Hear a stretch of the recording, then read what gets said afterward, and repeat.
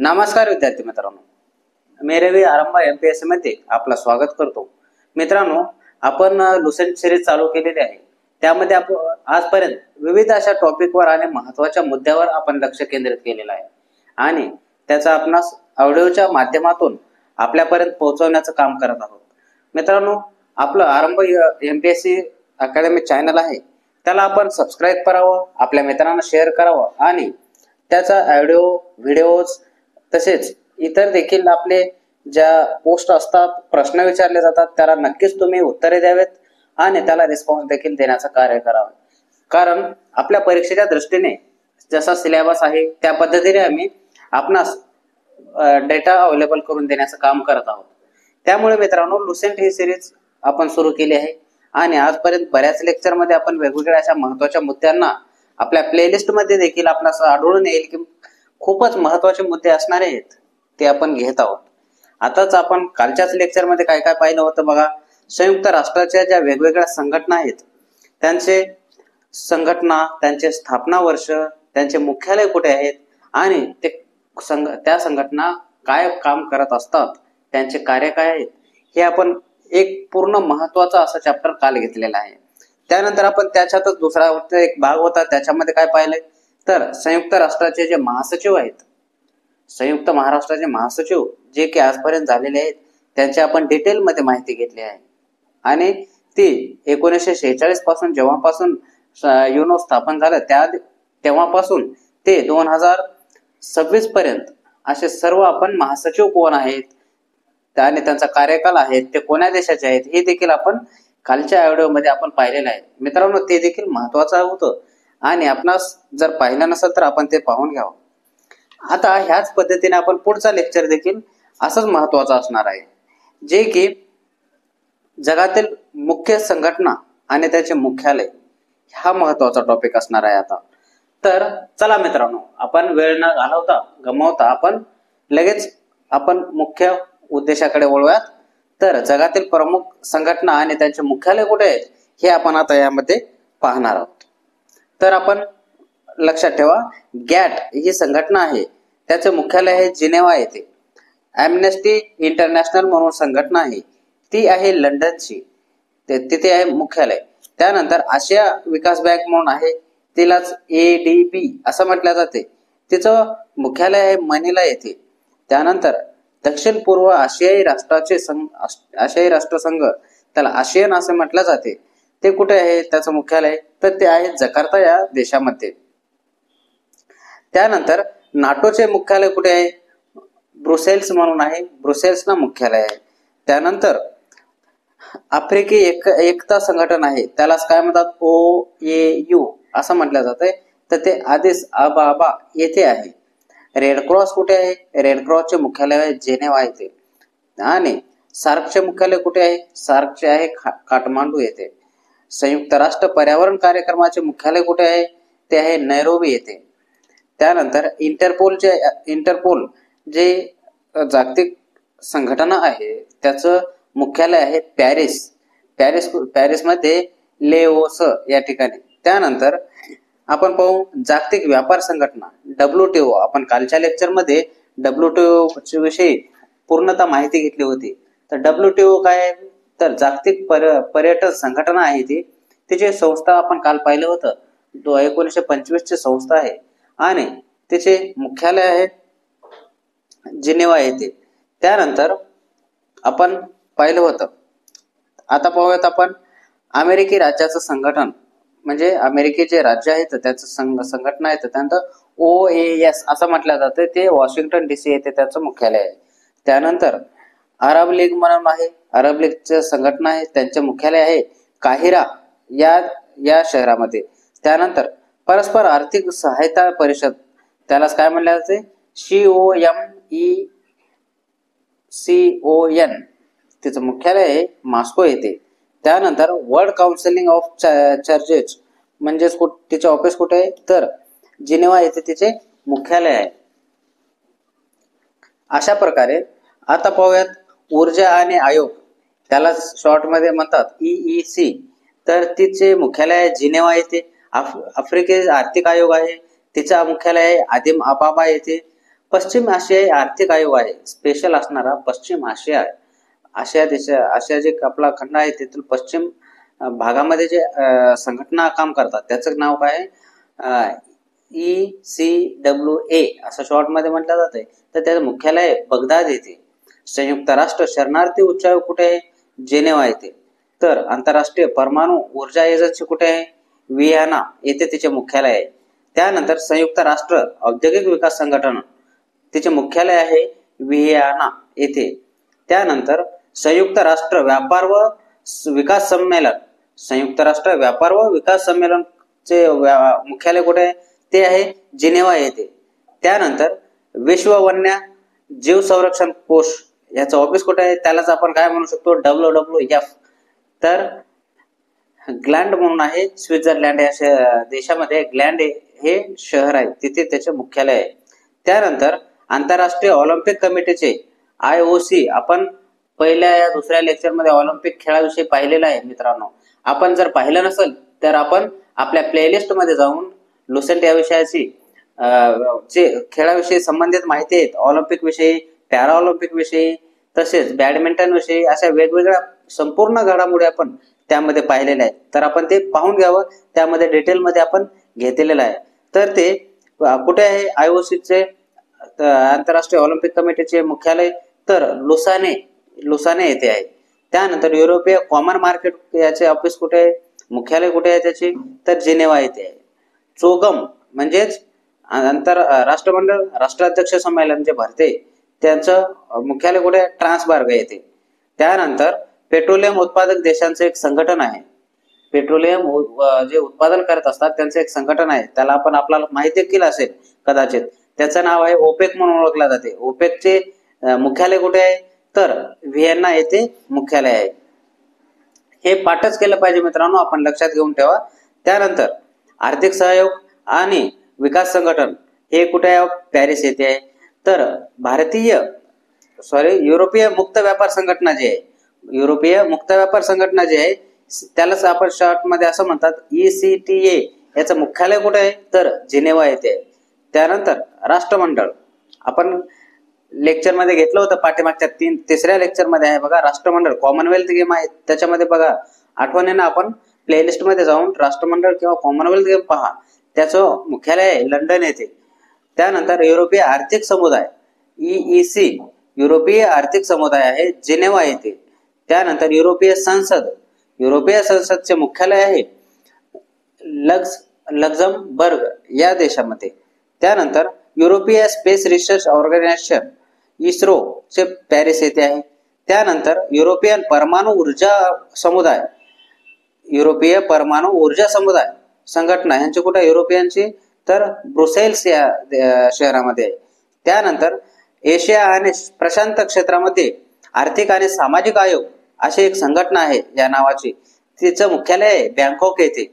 त्यानंतर युनिसेफ, आपण कालच्याच लेक्चरमध्ये मित्रांनो लक्ष ठेवून आपण ज्या पद्धतीने परीक्षेला प्रश्न विचारतात त्याच पद्धतीने घेतल्यामुळे आता आपणास देखील लक्षात आले असेल की युनिसेफ आपण कालच घेतलं होतं, तरी देखील आजच्या लेक्चरमध्ये परत एकदा युनिसेफ विषयी विचारलेला आहे. तर युनिसेफचे मुख्यालय कुठे, न्यूयॉर्क येथे आहे. तर युनिसेफ विषयी काल पाहिलं होतं आपण, तरी ओव्हर घेऊया एकदा. तर 1946 ची संस्था आहे, स्थापन झालेली आहे संघटना, आणि स्थायी कधी बनली ती 1956 साली. त्यानंतर तिचं ऑफिस आपण काल पाहिले न्यूयॉर्क येथे आहे. त्यानंतर तिचं कार्य काय आहे, तर ते काम करत असते मुलं आणि स्त्रियांसाठी काम करत असते, महिलांसाठी काम करत असते. त्यांना विशेषतः विकसनशील देशामध्ये जे उत्कृष्ट कार्य करण्यासाठी त्यांना 1965 मध्ये युनिसेफला नोबेल भेटलेला आहे, ते शांततेचं नोबेल भेटलेलं आहे युनिसेफ संस्थेला, संघटनेला. तर ती काम काय करते, तर महिला आणि छोट्या मुलांसाठी काम करणारी ती जगातली संघटना आहे, ती महत्वाची असणारी आहे. अशा प्रकारे मित्रांनो आता आपण पुढील पाहणार आहोत की असा जे मुद्दा आणि एकदम इंटरेस्टेड असणारा एक पॉइंट आहे तो कोणता आहे, तर समकालीन संयुक्त राष्ट्र आंतरराष्ट्रीय वर्ष जे साजरे केले जातात किंवा घोषित केल्या जातात, तर ते कोणते वर्ष कशासाठी घोषित केलेले आहे, तर हे महत्वाचं आहे, आपणास विचारलेलं आहे, ते देखील आपण पाहणार आहोत. तर बघूयात मित्रांनो, चला. आंतरराष्ट्रीय मर्दा वर्ष म्हणून कोणते वर्ष साजरे केलेलं आहे युनोने, ते 2015. 2015 आंतरराष्ट्रीय मृदा वर्ष, आंतरराष्ट्रीय प्रकाश आणि प्रकाशकीय वर्ष म्हणून साजरे केले जाणारे वर्ष 2015. तर आंतरराष्ट्रीय दलहन वर्ष म्हणून साजरे केले गेलं 2016. त्यानंतर सतत पर्यटन विकास वर्ष, पर्यटन विकास वर्ष म्हणून 2017 आंतरराष्ट्रीय वर्ष होते 2017. त्यानंतर आंतरराष्ट्रीय स्वदेशी भाषा वर्ष, आंतरराष्ट्रीय स्वदेशी भाषा वर्ष म्हणून साजरा केलं 2019. त्यानंतर मॉडरेशन आंतरराष्ट्रीय वर्ष, मॉडरेशनचे आंतरराष्ट्रीय वर्ष म्हणून साजरे केले ते 2019.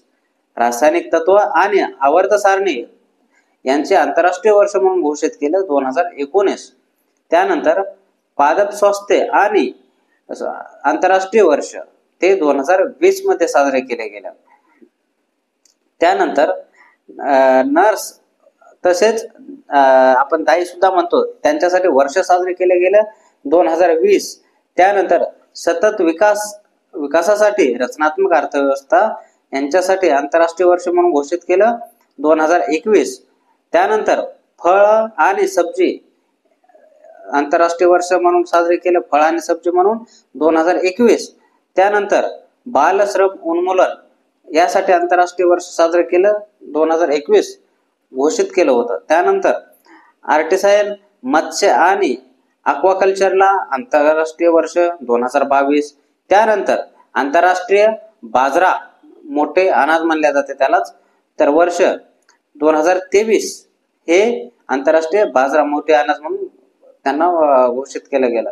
त्यानंतर कॅमलिडसचा आंतरराष्ट्रीय वर्ष म्हणून 2024 ला घोषित केल्या गेलं.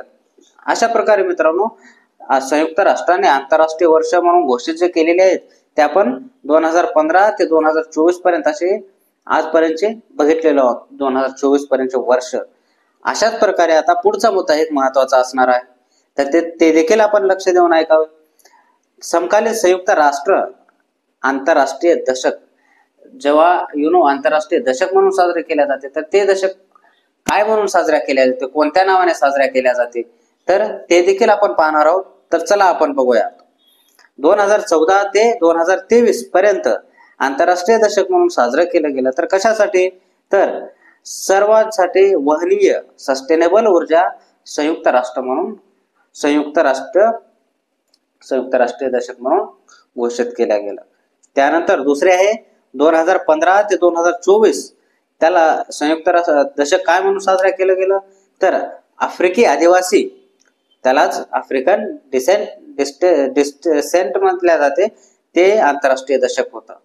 2016 ते 25 मध्ये आंतरराष्ट्रीय दशक साजरा केलं, तर ते कशासाठी, पोषणावर कारवाई करण्यासाठी तसेच संयुक्त राष्ट्र दशक म्हणून साजरा केलं गेलं. त्यानंतर 2018 ते 2027 या वर्षी हे दशक काय म्हणून साजरे केलं, तर गरिबी निर्मूलन आणि तृतीय संयुक्त राष्ट्र दशक म्हणून साजरे केल्या गेलं, तर घोषित केल्या गेलं. त्यानंतर 2018 ते 2028 पर्यंत काय म्हणून दशक आहे, तर 18 ते 28 पर्यंतचे जे दशक आहे ते सतत विकास करण्यासाठी. त्यानंतर आपण पाहूया 2019 ते 2028 या दशकात मध्ये काय म्हणून साजरे केले जाणार आहे, तर पारिवारिक शेती आणि संयुक्त राष्ट्र दशक, नेल्सन मंडेला शांती दशक म्हणून साजरे केले आहेत. तर 2 दशक साजरे आहेत, म्हणजे एकामध्ये 2 साजरे करणार आहे. 2019 ते 2028 ला जे घोषित झालेलं आहे ते कशासाठी, पारिवारिक शेती आणि पारंपरिक शेती आणि नेल्सन मंडेला शांतीचं दशक म्हणून साजरे केले जाणार आहे. त्यानंतर 2021 ते 2030 पर्यंत काय म्हणून जे आंतरराष्ट्रीय दशक म्हणून साजरे केले जाणार आहे ते काय म्हणून केले जाणार आहे, तर सतत विकासासाठी महासागर विज्ञान आंतरराष्ट्रीय दशक तसेच पारिस्थितिक तंत्र बहालीवर संयुक्त राष्ट्राचा फैसला म्हणून ते 2021 ते 2030 हे दशक घोषित केलेलं आहे. त्यानंतर 2022 ते 32 हे दशक काय म्हणून साजरे केले जाणार, तर स्वदेशी भाषाचा आंतरराष्ट्रीय दशक. बघा, स्वदेशी भाषावर आंतरराष्ट्रीय दशक म्हणून जे साजरे केले जाते ते कोणतं आहे, 2022 ते 2032 पर्यंत स्वदेशी भाषे आंतरराष्ट्रीय दशक म्हणून साजरे केले जाणार. अशा प्रकारे मित्रांनो महत्वाचे असे असणारे आंतरराष्ट्रीय वर्ष, आंतरराष्ट्रीय दशक आपण पाहिलेले आहेत. आता आपण तसाच एक महत्वाचा मुद्दा आपण पुढे पाहणार आहोत. कारण कसं आहे, आपल्याला हे बघितल्याशिवाय आणि आपण ते आपल्या कानावरून गेल्याशिवाय, आपण नोट्स काढल्याशिवाय हे गोष्टी लक्षात राहणार नाहीत. कारण ह्या फॅक्ट असतात, ते तुम्हाला उत्तर द्यावंच लागतंय. त्याच्यामुळे हे पाठ करणं गरजेचंच आहे. आता पाहू आपण पुढचा मुद्दा असाच महत्वाचा आहे. तर चला पाहू काय आहे. तर महत्वपूर्ण राष्ट्रीय आणि आंतरराष्ट्रीय दिवस. आता बघा, आंतरराष्ट्रीय दिवस जे असतात आणि राष्ट्रीय महत्वपूर्ण जे घटना असतात, दिवस असतात, ते आपण कोणत्या महिन्यामध्ये कोणत्या तारखेला काय म्हणून साजऱ्या केल्या जाते ते आता पाहणार आहोत. तर आता लक्ष देऊन ऐका. ब्रुईस बेल दिवस, लुईस ब्रेल दिवस म्हणून 4 जानेवारी म्हणून 4 जानेवारीला साजरा केला जातो. त्यानंतर प्रवासी भारतीय दिवस. प्रवासी भारतीय दिवस 9 जानेवारी. विश्व हिंदी दिवस, जागतिक हिंदी दिवस 10 जानेवारी.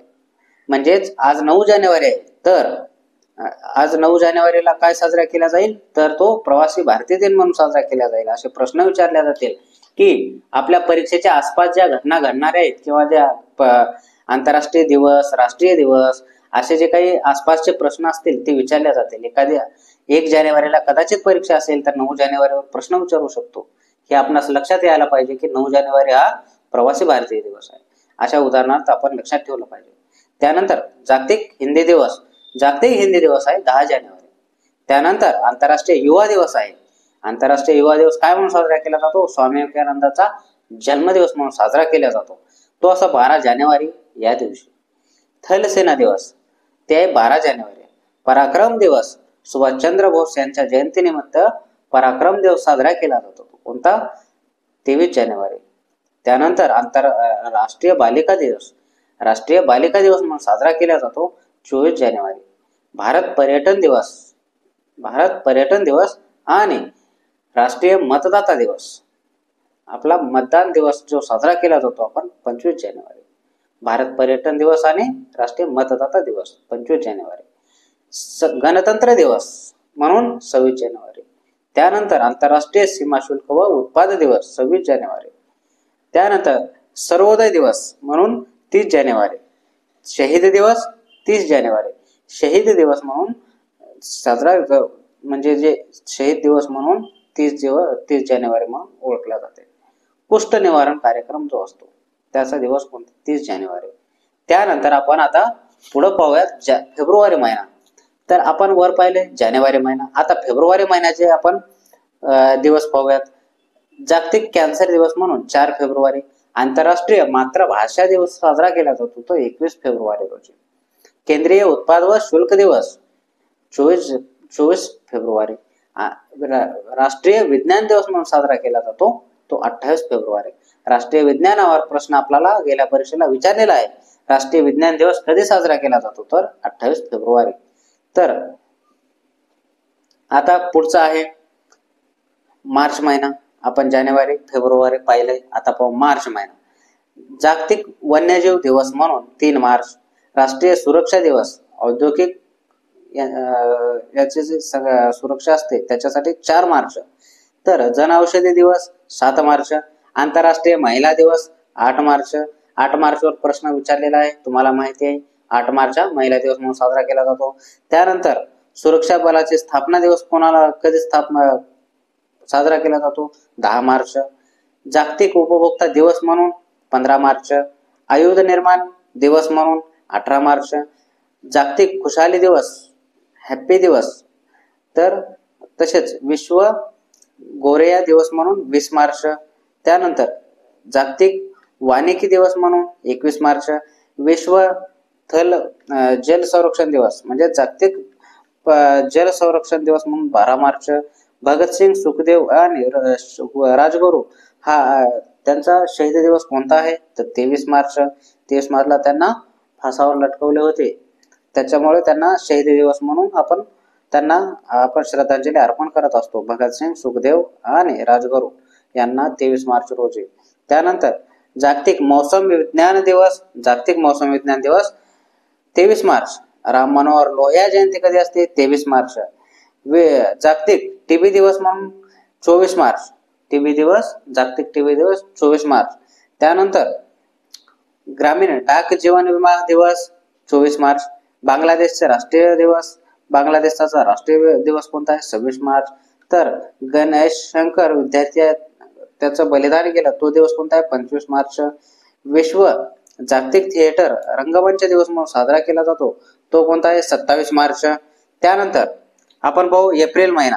तर एप्रिल महिन्यामध्ये असेच आंतरराष्ट्रीय दिवस आणि राष्ट्रीय दिवस जे असतात ते आपण महत्वाचे पाहणार आहोत. आपण पाहणार आहोत आता एप्रिल महिना. तर जागतिक अल्टिम चेतना दिवस म्हणून साजरा केला जातो 2 एप्रिल. तसेच जागतिक स्वास्थ्य दिवस म्हणून 7 एप्रिल. जागतिक शौर्य दिवस म्हणून 9 एप्रिल. आंबेडकर जयंती, डॉक्टर बाबासाहेब आंबेडकरांची जयंती 14 एप्रिल या दिवशी. तर जागतिक वैमानिक आणि ब्रह्मांडकीय दिवस म्हणून साजरा केला जातो 14 एप्रिल. जागतिक होमिओफिलिया दिवस 17 एप्रिल. जागतिक विरासत दिवस 18 एप्रिल. पृथ्वी दिवस 22 एप्रिल. जागतिक पुस्तक व कॉपीराइट दिवस 23 एप्रिल. त्यानंतर आपण पाहू मे महिना. आपण पाहिला एप्रिल, आता पाहूयात मे महिना. मे महिन्यामध्ये महत्वाच्या घडामोडी. जागतिक श्रमिक दिवस 1 मे म्हणजेच कामगार दिवस 1 मे. त्यानंतर जागतिक प्रेस स्वतंत्र दिवस 3 मे. जागतिक हात स्वच्छता दिवस 5 मे. जागतिक ॲथलेटिक्स दिवस 7 मे. जागतिक प्रवासी पक्षी दिवस 8 मे. त्यानंतर जागतिक रेड क्रॉस दिवस 8 मे. आंतरराष्ट्रीय थैलीसिमिया दिवस 8 मे. राष्ट्रीय औद्योगिकी दिवस म्हणून साजरा केला जातो 11 मे. त्यानंतर जागतिक नर्स दिवस म्हणून साजरा करतात 12 मे. जागतिक परिवार दिवस म्हणून 15 मे. जागतिक दूरसंचार दिवस म्हणून साजरा केला जातो तो 17 मे. जागतिक संग्रहालय दिवस म्हणून साजरा करतो 18 मे. आतंकवाद विरोधी दिवस, तर नक्षलवादी विरोधी दिवस कोणता आहे? तर 21 मे. जैविक विविधता दिवस 22 मे. इंटरनॅशनल एव्हरेस्ट दिवस 29 मे. जागतिक तंबाखू विरोधी दिन कोणता आहे? 31 मे. हा प्रश्न विचारलेला आहे मित्र, तंबाखू विरोधी दिन कधी आहे? तर ते विचारला होता. लक्षात ठेवा, विश्व जागतिक तंबाखू विरोधी दिवस कोणता? तर 31 मे.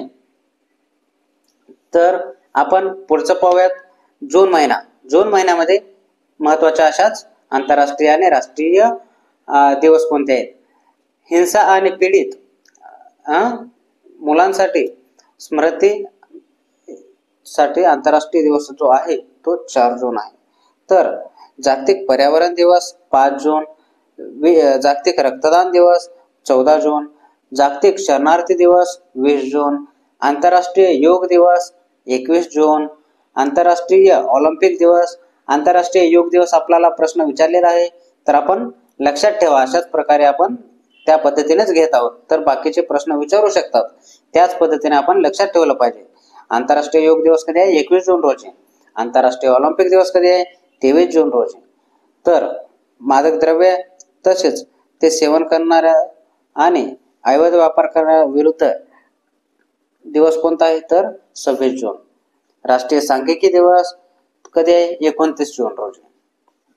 आता पाहू आपण जुलै महिना. अगोदर पाहिला होता जून, आता पाहू जुलै. तर भारतीय स्टेट बँकेची स्थापना दिवस कधी आहे? 1 जुलै. भारतीय स्टेट बँकेची स्थापना 1 जुलै. तर चिकित्सक दिवस, डॉक्टर दिवस म्हणून साजरा केला जातो. कोणाचा ते जन्म असतो त्या दिवशी? डॉक्टर विधानचंद्र रॉय यांचा जन्म आहे म्हणून 1 जुलै. त्यानंतर जागतिक जनसंख्या दिवस 11 जुलै. आयकर दिवस 24 जुलै. कारगिल स्मृती दिवस 26 जुलै. त्यानंतर CRPF यांचा स्थापना दिवस आहे 27 जुलै आहे. तर जागतिक संस्कृती संरक्षण दिवस 28 जुलै. आंतरराष्ट्रीय वाघ दिवस म्हणून साजरा केला जातो तो 29 जुलैला. त्यानंतर आता पाहूयात ऑगस्ट महिना. ऑगस्ट महिन्यामध्ये काय साजरे केले जाते, त्यांच्या महत्वाच्या तारखा काय आहेत? तर जागतिक स्तनपान दिवस म्हणून साजरा, जागतिक स्तनपान हा 1 ऑगस्ट. राष्ट्रीय हातकरघा दिवस 7 ऑगस्ट. जागतिक आदिवासी दिवस 9 ऑगस्ट. जागतिक आदिवासीवर प्रश्न विचारलेला आहे. तर आपण लक्षात ठेवा, जागतिक आदिवासी दिवस कधी आहे? 9 ऑगस्ट. जागतिक युवा दिवस 12 ऑगस्ट. तर विभीषिका स्मृती दिवस 14 ऑगस्ट. स्वतंत्रता दिवस 15 ऑगस्ट. तसेच नॅशनल स्पेस दिवस 23 ऑगस्ट. राष्ट्रीय खेळ दिवस 29 ऑगस्ट. राष्ट्रीय खेळ दिवस हा 29 ऑगस्टला साजरा केला जातो. तर काय म्हणून साजरा केला जातो? तो ध्यानचंद, मेजर ध्यानचंद हॉकीचे जादूगर होते, आपणास माहिती आहे. तर त्यांच्या जन्मानिमित्त राष्ट्रीय खेळ दिवस आपण साजरा केला जातो. त्यानंतर सप्टेंबर महिना येतो. सप्टेंबर महिन्यामध्ये काय महत्वाचे आहे तर ते पाहूयात. तर शिक्षक दिवस 5 सप्टेंबर. मित्रांनो, आताच बोलल्याप्रमाणे ज्या परीक्षा आपणास द्यायच्या असतात त्याच्या संबंधित प्रश्न विचारले जातात. त्याच्या आजूबाजूच्या तुम्हाला करंट अफेअर मध्ये आजूबाजूच्या पुढच्या मागच्या तारखा विचारल्या जातात. त्या तारखाला काही संबंधित आहे का हे आपणास डोक्यामध्ये यायला पाहिजे. कारण बघा, आपण आज लेक्चर घेतोय, किती आज 9 तारीख आहे, तर लगेच 5 सप्टेंबरलाच आपला शिक्षक दिवस पूर्ण झालेला आहे, आपण साजरा केला आहे. तर अशा गोष्टी रिलेटेड असतातच, त्यामुळे आपण लक्ष देऊन हे अभ्यास करत असताना लक्ष देऊन केलं पाहिजे. शिक्षक दिवस काय म्हणून कधी साजरा केला जातो? 5 सप्टेंबरला. तर ते राधाकृष्णन यांच्या जन्मानिमित्त. त्यानंतर आंतरराष्ट्रीय साक्षरता दिवस कधी आहे? 8 सप्टेंबर. 8 तारीख आपली कालच झाली, आज 9 तारीख आहे, असं लक्षात ठेवावं लागेल. त्यानंतर हिंदी दिवस 14 सप्टेंबर. जागतिक बंधुत्व आणि क्षमा याचना दिवस 14 सप्टेंबर. त्यानंतर अभियंता दिवस 15 सप्टेंबर. संचयिका दिवस 15 सप्टेंबर.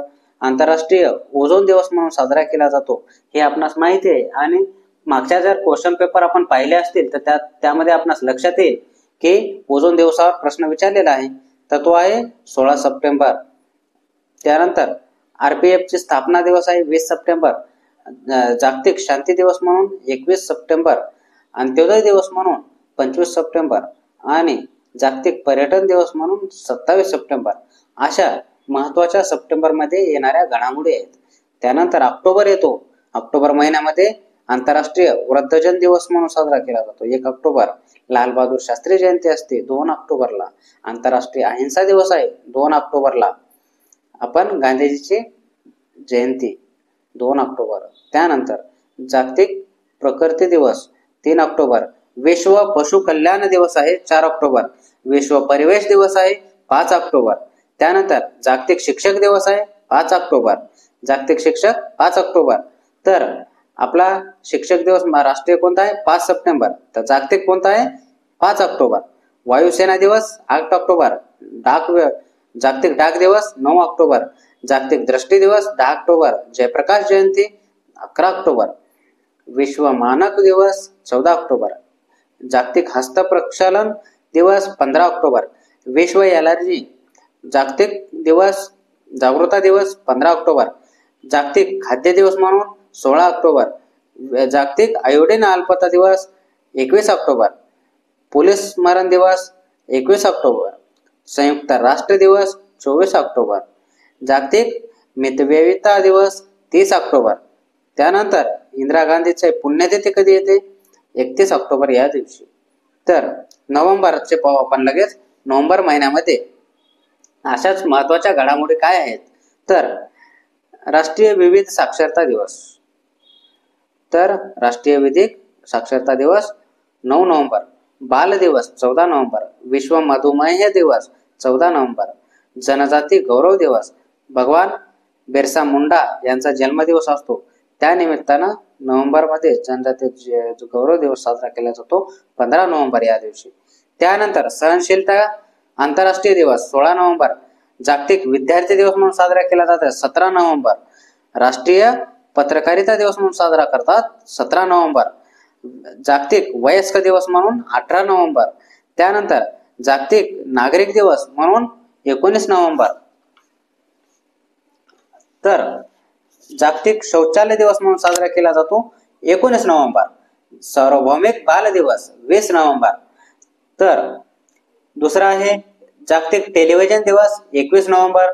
विश्व मांसाहार दिवस निषेध मांसाहार निषेध दिवस 25 नोव्हेंबर, तर जागतिक पर्यावरण संरक्षण दिवस 26 नोव्हेंबर, राष्ट्रीय विधी दिवस संविधान दिवस म्हणून साजरा केला जातो 26 नोव्हेंबर रोजी जागतिक राष्ट्रीय संविधान दिवस.